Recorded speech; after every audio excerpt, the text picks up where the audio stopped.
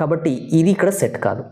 ఈ word second బ్లాంక్లో set కానప్పుడు ఫస్ట్ది సెట్ అయినా కూడా అది ఆన్సర్ కాదు. ఓకేనా? ఇప్పుడు 2 ఎలిమినేట్ చేసాం. సో ఇప్పుడు చూడండి, మీనింగ్ పరంగా చూస్తే ఏది ఇంపార్టెంట్ సెంట్రల్ బ్యాంక్ అని అడుగుతున్నా. The discipline in the system does not, for example exist అని పెట్టామనుకోండి, ఇక్కడ ఎగ్జిస్ట్. ఓకేనా? ఎగ్జిస్ట్ అని పెట్టామనుకోండి, చూడండి, discipline in the system does not exist. యాక్చువల్గా ఎగ్జిస్ట్ అంటే ఉండడం, డిసిప్లిన్ ఉండాలి, కానీ ఏది ఉండొద్దు అన్నట్టుకు వస్తుంది మీనింగ్. కాబట్టి డిసిప్లిన్ ఉండొద్దు అని రాదు కదా, కాబట్టి ఇది ఎలిమినేట్ చేసాం. కాబట్టి సి కూడా ఎలిమినేట్ అయింది. ఉన్నది ఏంటండి, చూడండి, స్లాక్యన్ అంటే వీక్ కావడం.